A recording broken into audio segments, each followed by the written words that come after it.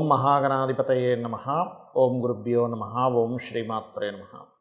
పరమేశ్వర స్వరూపమైనటువంటి జ్యోతిష, వాస్తు మరియు ఇతర అనేకమైనటువంటి శాస్త్రములను మనకు అందించినటువంటి మహర్షులకి నమస్కారం. హయగ్రీవ హయగ్రీవ హయగ్రీవేతి యో వదేత్ తస్య నిస్సరసేవాని జన్మకన్యా ప్రవాహవత్. అరుణాం కరుణాతరంగితాక్షీం ధృతపాశాంకుశపుష్పబాణచాపాం అనిమాదివిరావృతాం మయూకైః అహమిత్యేవ విభావయే భవానీ. ప్రేక్షకులకి ఆ లలితాంబిక అమ్మవారి యొక్క అనుగ్రహం పరిపూర్ణంగా కలగాలని మనస్ఫూర్తిగా కోరుకుంటూ నేను ఈరోజు మీకు వార ఫలితాల్లో 14వ తేదీ నుంచి 20వ తేదీ వరకు ఉన్నటువంటి గ్రహస్థితి ఏ విధంగా ఉంది అని చూసుకున్నట్లయితే, ముఖ్యంగా ఇక్కడ వృషభ రాశిలో గురుకుజుల యొక్క సంచారము, మిథునంలో రవి యొక్క సంచారం జరుగుతూ ఆ యొక్క రవి 17వ తేదీ నుంచి కర్కాటకంలోకి మారుతున్నాడు. కర్కాటక రాశిలో శుక్ర బుధుల యొక్క సంచారం 20వ తేదీ నుంచి ఆ యొక్క బుధుడు సింహరాశిలోకి, కన్యారాశిలో కేతువు చంద్రుడు 14వ తేదీలో ఉంటూ మనకి ధనుసు రాశి వరకు ఈ యొక్క వారంలో చంద్రుడి యొక్క సంచారం జరుగుతుంది. కుంభంలో శని వక్రగతి మరియు మీనంలో రాహువు ఈ యొక్క గ్రహస్థితి ఉంది. అయితే ఈ యొక్క గ్రహస్థితి రీత్యా ద్వాదశ లగ్నాల వారికి మరియు లగ్నం తెలియని వారు, రాశి వారికి, అసలు జాతకమే తెలియదు అనుకునేటువంటి వారికి మీరు పడుతున్నటువంటి ఇబ్బందికి తగ్గట్టుగా ఏ పరిహారం చేసుకోవాలనేటువంటి విషయం కూడా నేను మీకు ఆఖరిలో చెప్తాను. సో వీడియో ఆఖరి వరకు చూడండి. మిథున లగ్నము, మిథున రాశి. మిథునం వారికి మీకు చూసుకున్నట్లయితే పర్టికులర్గా మీరు ఈ యొక్క 14, 15, 16 తేదీలు క్రియేటివ్ ఫీల్డ్లో ఉండేటువంటి వారికి ముఖ్యంగా ధన సంబంధించినటువంటి విషయాలు చాలా కలిసి రానుంది. అదేవిధంగా సంతానం గురించి, సంతానానికి ఇంకా జాబ్స్ రాలేదు, లేదట్లయితే సంతానానికి జాబ్స్ వస్తే బాగుందని ఆలోచించేటువంటి వారికి మీ యొక్క సంతానానికి ఖచ్చితంగా ఉన్న ప్రదేశం నుంచి ఇంకో ప్రదేశానికి మారడం ద్వారా కెరియర్ పరంగా గ్రోత్ అనేటువంటిది చూపిస్తుంది. అదేవిధంగా 17, 18 తేదీలు మాత్రం పొరపాటును కూడా ధనాన్ని మీకు మీ తల్లిగారి యొక్క బంధువర్గంలో వారు లేకపోతే తల్లి వరుస వారి లేనట్లయితే ఎవరికైనా స్త్రీలకి అప్పులు మాత్రం దయచేసి 17, 18 తేదీలు ఇవ్వకండి. ఇక ఈ యొక్క 19, 20 తేదీలు మీకు వ్యాపార పరంగా లాభాలు చూపిస్తుంది అక్కడ. కాకపోతే 12వ స్థానంలో 2 గ్రహాలు ఉన్నందుకు కాస్త ఎక్కువ ఖర్చులు, ఇన్వెస్ట్మెంట్స్ ఇట్లాంటివి కలుగుతూ ఉంటాయి. కాకపోతే ఈ 12వ స్థానంలో ఉన్నటువంటి గ్రహాలు మీకు విదేశీ యోగాన్ని కూడా కలిగింపజేస్తుంటాయి. ఆ శని యొక్క వక్రగతి అనేటువంటిది కాస్త ఇది కొంచెం అష్టమ శనిని ప్రభావితం చేస్తుంది. అంటే అష్టమ శని ఫలితాలు ఇస్తూ ఉంటుంది. దీనివల్ల ఏమిటంటే ఆల్ ఆఫ్ సడన్గా ఉద్యోగాలు మారడం కానీ మార్పులను ఎక్కువగా సూచిస్తుంది. అయితే 2వ స్థానంలో ఉన్నటువంటి బుధుడు మాత్రం కాస్త మంచి ఫైనాన్షియల్ గ్రోత్నే చూపిస్తున్నాడు, బ్యాలెన్స్ చేస్తున్నాడు. గతంలో ఎక్కువ ఖర్చులు తక్కువ ఆదాయం ఉన్నటువంటి స్థితి నుంచి ఈ వారం కాస్త ఖర్చులతో పాటు ఆదాయం కూడా పెరిగేటువంటి యోగాన్ని ఇక్కడ కలిగింపజేస్తున్నాడు.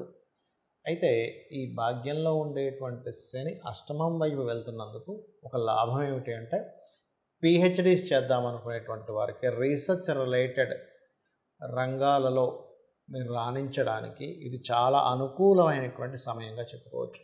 కాకపోతే ఇక్కడ 4వ స్థానంలో కేతు ఉన్నందుకు మీరు ఏదైనా ఒక ప్రాపర్టీ, అది స్థలం కావచ్చు, గృహం కావచ్చు, పంటలు కావచ్చు, తోటలు కావచ్చు, ఇటువంటివి ఏమైనా తీసుకునేటప్పుడు కాస్త ఆ యొక్క డాక్యుమెంట్స్ ఎలా ఉన్నాయండి అని చెప్పి తెలుసుకొని తీసుకోండి.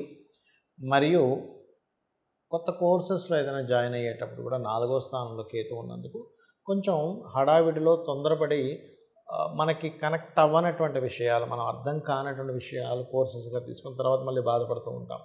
కాబట్టి మీరు ఏ కోర్సును తీసుకుంటే మీకు అర్థమవుతుంది అనేటువంటి విషయాన్ని క్లియర్గా మీరు అబ్జర్వ్ చేయకుండా మాత్రం తొందరపడి ఈ యొక్క అంశాలు చేయకండి. ఇక మీరు చేయవలసినటువంటి దేవత ఆరాధన, లలితామ్మ అమ్మవారి యొక్క ఆరాధన చేయడం చాలా చక్కటి ఫలితాలు ఇస్తుంది. మరియు విష్ణు లలితా సహస్రనామాలు చేసుకోండి, అన్ని విధాలా బాగుంటుంది. ఉలవలు దానంగా ఇవ్వడము, కేతుగ్రహం దగ్గర దీపారాధన చేసినట్లయితే మనశ్శాంతి అనేటువంటిది లభిస్తుంది. చాలామందికి జాతకం తెలియదు, వాళ్ళ లగ్నం ఏంటో రాశి ఏంటో కూడా తెలియదు. మరి అలాంటి వాళ్ళు ఏ ప్రాబ్లంకి ఏ దేవతారాధన లేదా ఏ గ్రహారాధన చేసుకోవాలని మీకు 1 by 1గా చెప్తాను. పాయింట్ నెంబర్ 1, మీకు ప్రమోషన్స్ రావట్లేదు. సింపుల్గా ఏం లేదు, సూర్య భగవానుడి దగ్గర దీపారాధన చేస్తూ సూర్య నమస్కారాలు చేస్తూ ఉండండి. ఇది ఆరోగ్యానికి, ప్రమోషన్స్కి కూడా పనిచేస్తుంది. పెద్ద మీ యొక్క సుపీరియర్స్తో ఉండేటువంటి స్ట్రెస్కి కూడా పనిచేస్తుంది.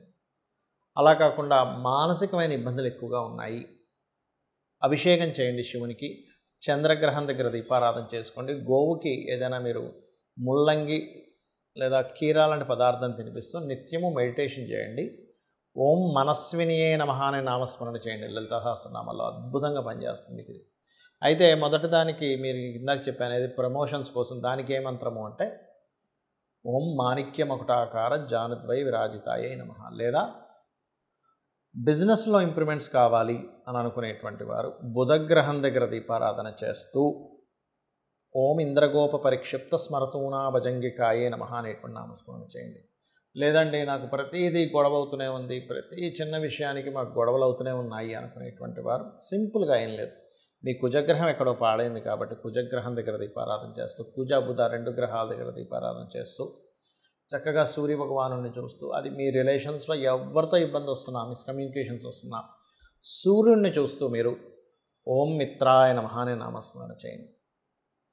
అలా కాదండి, గురుబలం లేదంటున్నారు, నాకు గురుగ్రహం పాడైంది అంటున్నారు, మరియు గురుగ్రహం బలం పెంచుకోవాలంటే ఏం చేయాలంటే ఈ యొక్క నవరాత్రుల్లో అమ్మవారికి గంధముతో అభిషేకం చేయడం, గంధముతో పూజ చేయడం చేయండి.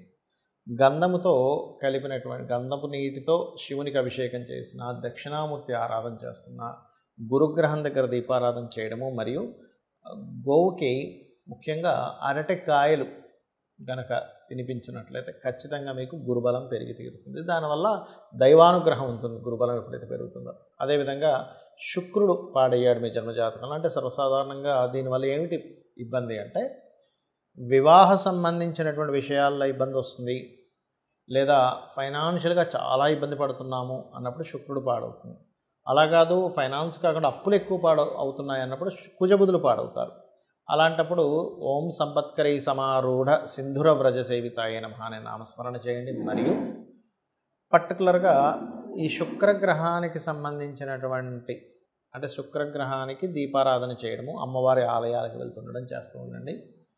లేదా అప్పుల పాలు ఎక్కువగా అవుతున్నాం అన్నప్పుడు ఓం అపర్ణాయే నమః చేయండి.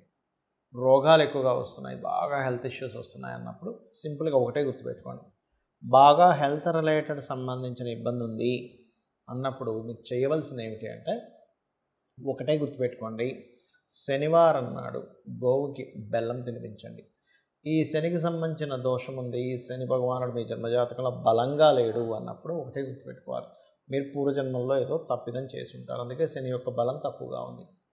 అలాంటప్పుడు మీరు లలితా సహస్రనామాల్లో ఓం శ్రీమాత శ్రీ మహారాజ్ని శ్రీమత్ సింహాసనేశ్వరి, లేదు శనికి సంబంధించిన దోషాలు అధికంగా వస్తున్నాయని మీరు ఫీల్ అవుతున్నట్లయితే ఓం అనాకలిత సాదృశ్య చుబుకశ్రీ విరాజితాయై నమః అనే నామస్మరణ చేయండి. అన్ని విధాలు బాగుంటుంది. రాహుగ్రహ సంబంధించిన దోషాలు పోవాలి అంటే అదే దానికి ఏమిటి అసలు ఏం జరుగుతుంది, రాహుగ్రహకు సంబంధించిన దోషాలు ఉన్నప్పుడు అంటే భయం పెరుగుతూ ఉంటుంది, ఫ్రాడ్స్ జరుగుతూ ఉంటాయి, హ్యాకింగ్స్ జరుగుతూ ఉంటాయి. ఎక్కువ ఫ్రాడ్స్కి గురవుతున్నాము, ఎక్కువ హ్యాకింగ్స్కి గురవుతున్నాము, ఎక్కువ మోసపోతున్నాము అన్నప్పుడు దుర్గా అమ్మవారి యొక్క స్తోత్ర పఠనం చేస్తూ రాహుకేతువుల దగ్గర దీపారాధన చేయండి. అన్ని విధాలు బాగుంటుంది. అలాగే ఒక్కొక్కసారి ఏమవుతుందంటే చిత్ర విచిత్రమైనటువంటి ప్రవర్తన పిల్లల్లో మనకు కనబడుతూ ఉంటుంది. బికాజ్ ఆఫ్ చిత్ర విచిత్రానికి కారకుడైన కేతువు యొక్క ప్రభావం ఒక్కోసారి వైరాగ్యంలోకి వెళ్ళిపోతూ ఉంటాం. ఇంకా నేనేమీ చేయలేను, నా యొక్క మానసిక స్థితి శారీరక స్థితి పాడైపోయింది అనేటువంటి దీంట్లోకి వెళ్ళిపోతూ ఉంటాం. అటువంటి సమయంలో మీరు చేయవలసింది ఏమిటి అంటే సింపుల్గా ఒకటే గుర్తుపెట్టుకోండి, మీరు పర్టికులర్గా ఏదైతే మీరు అనుకుంటారో అది గణపతికి చెప్పుకుంటూ ధ్యానంలోకి వెళ్ళండి. అప్పుడు మీ లైఫ్లో లాట్ ఆఫ్ చిత్ర విచిత్రంగా జరిగేటువంటి సంఘటనలు ఏవైతే ఉంటాయో అవన్నీ కూడా కంట్రోల్లోకి వస్తాయి. ఇలా ఏంటంటే చాలా సింపుల్గా జాతచక్రం ఎలాగో ఉంది ఏమైపోతుందో అనేటువంటి భయపడకుండా చాలా సింపుల్గా ఒకటే గుర్తుపెట్టుకోండి, నేను ఈ యొక్క నామస్మరణ చేస్తున్నాను కాబట్టి నన్ను అమ్మవారు రక్షిస్తుంది, లేదా ఏ దేవత ఆరాధన చేస్తున్నామో ఆ దేవత నన్ను రక్షిస్తుంది, ఖచ్చితంగా రక్షించి తీరుతుంది అనేటువంటి బలమైనటువంటి నమ్మకంతో. ఎందుకంటే జాతకం ఎలా ఉన్నా వాస్తు సంబంధించింది ఎలా ఉన్నా మీరు భగవంతుని కనుక పట్టుకోగలిగితే త్రికరణ శుద్ధిగా ఖచ్చితంగా ఆ యొక్క అమ్మవారు మిమ్మల్ని కాపాడి తీరుతుంది. శ్రీమాత్రే నమః.